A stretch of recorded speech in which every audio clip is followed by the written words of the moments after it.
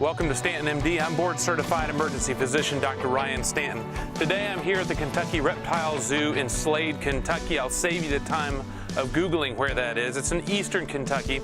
And here is one of the largest and most diverse collections of snakes in the United States.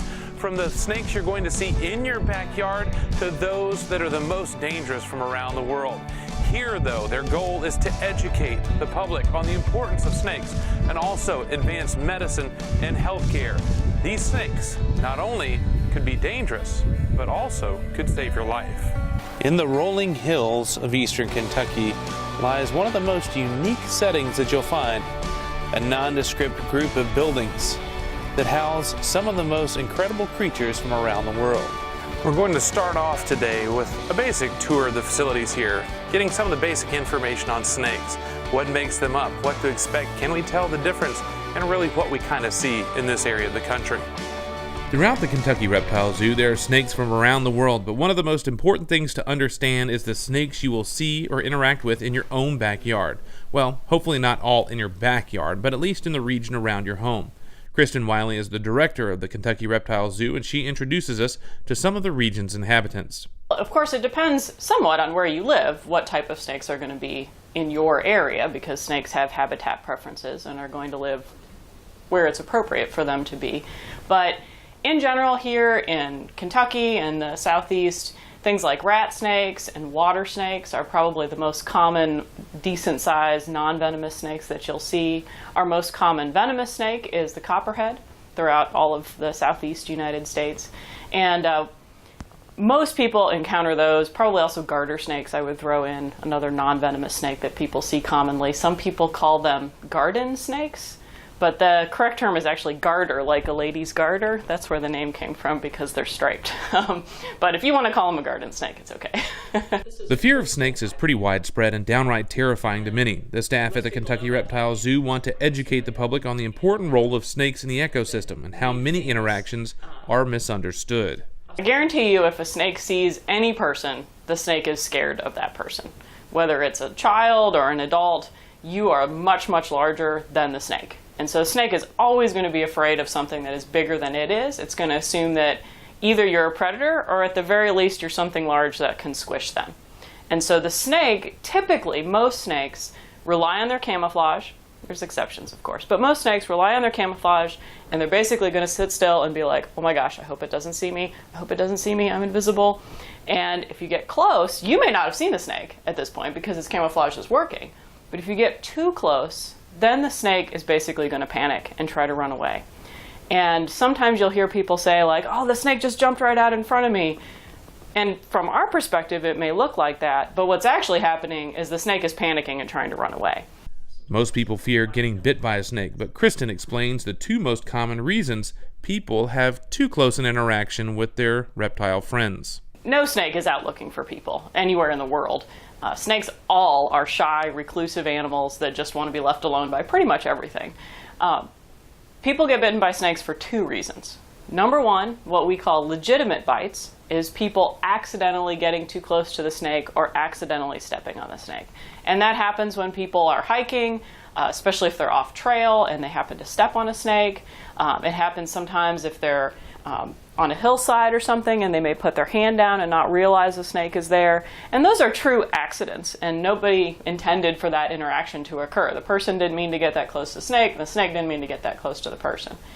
Then there are what we call illegitimate bites, which are people who see the snake, realize it's there, and then decide to have an interaction with it anyway. Unfortunately, in the US, those are the majority of our bites. Most snake bites are non-venomous, but there's still some risk involved. Every death in Kentucky from a snake bite has been to a religious snake handler except one, which was a suicide.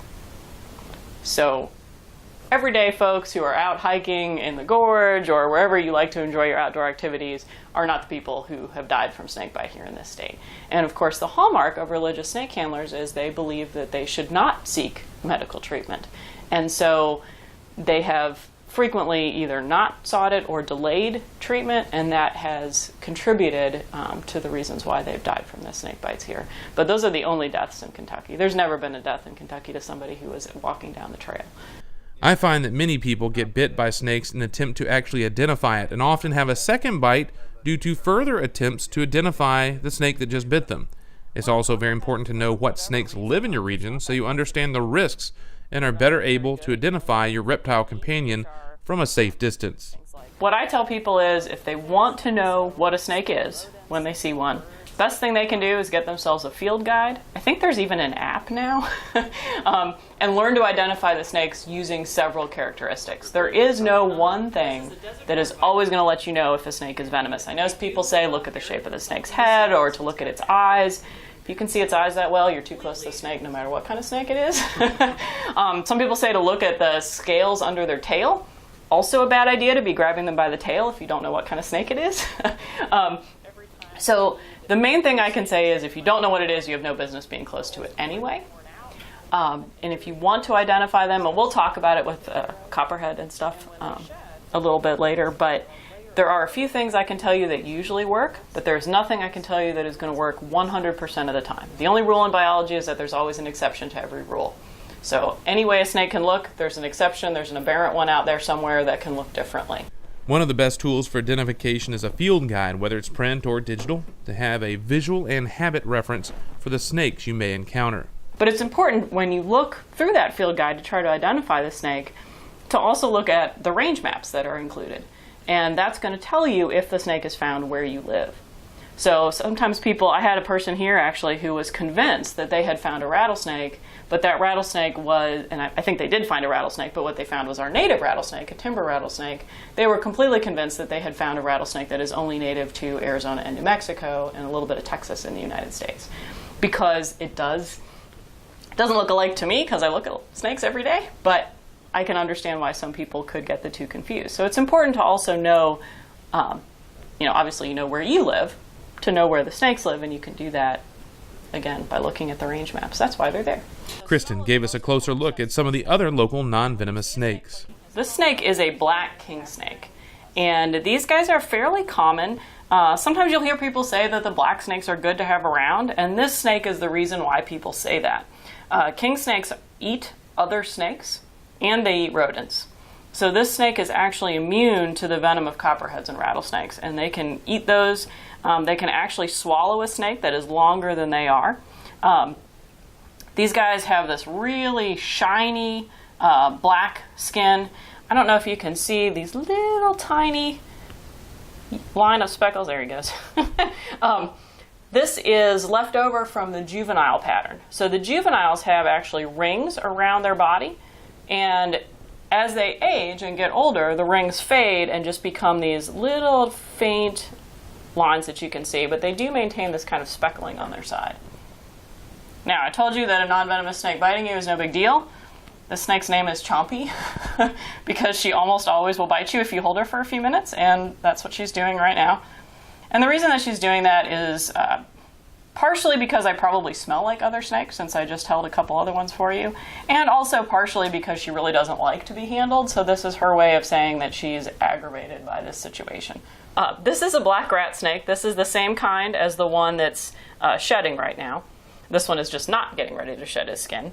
So he looks a little bit more typical like what you would see. And this snake is not one that we typically use or handle a whole lot, so it's not real happy.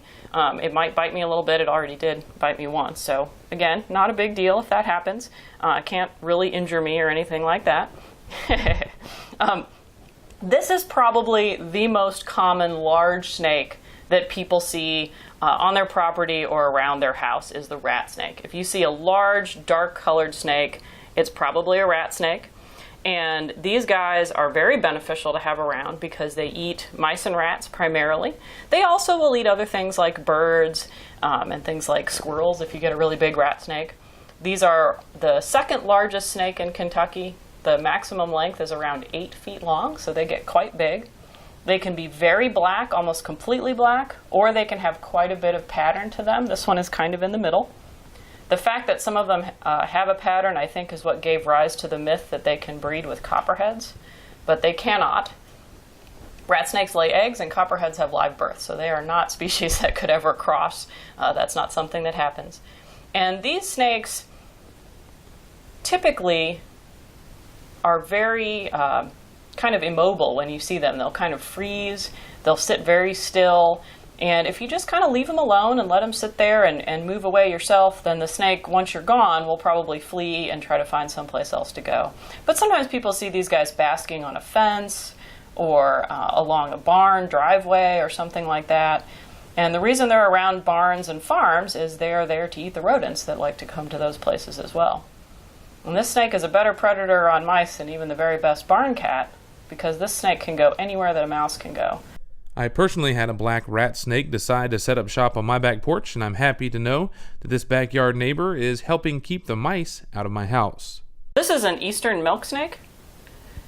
And this is another one that sometimes people confuse with copperheads because they have this kind of reddish-brown coloration.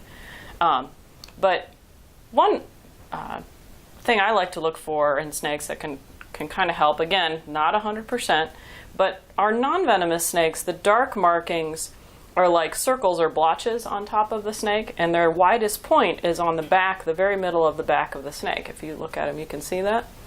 On copperheads, the dark markings have their narrowest point at the top of the snake, and then they get wider down the snake's side. Now, if you have one that's weird and striped or something like that, that isn't going to help you. But for the most part, that tends to be true where our non-venomous snakes have like these kind of circles or blotches on their back. These guys, this one's a pretty typical one. They don't get real big. And these are very beneficial snakes to have around because they will eat rodents. They also will eat things like moles and voles that will get in your yard, which most people don't really want to have around. And they're so little that even if they were to bite you, they really have a hard time doing much damage at all. This snake bit me when we first got it, and I didn't even bleed at all because its teeth are so little.